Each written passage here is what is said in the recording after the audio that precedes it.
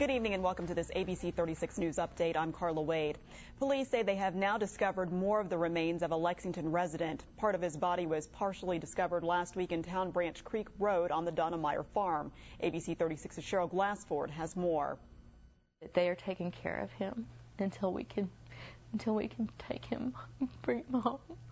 After more of her husband's remains were found during a search of Town Branch Creek Saturday, Kim Dotson says she's now able to plan a memorial service. That is such a comfort that we know where he is, that there's no more wondering. But there are still unanswered questions. What caused his death and how did his body end up in the creek? Kim says she doesn't feel her husband took his own life. And I know that the police have to consider that, but I don't believe that. She says she often thinks of their last phone conversation back in early March. She'd been out of town. So he had been out walking and he was happy and he was doing well and he was excited because he had been starting a business. He was in a good place. Authorities hope the remains found during this latest search could help determine how Dotson died and whether foul play was involved. However, there are still parts of Dotson's body that are missing. He was funny and creative and never a boring minute with a man. Kim says she doesn't know how to plan a future without her husband. My future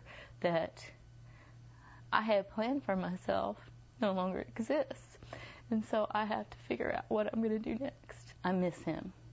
I miss him a lot. The memorial service for Daryl Dotson is planned for next Saturday.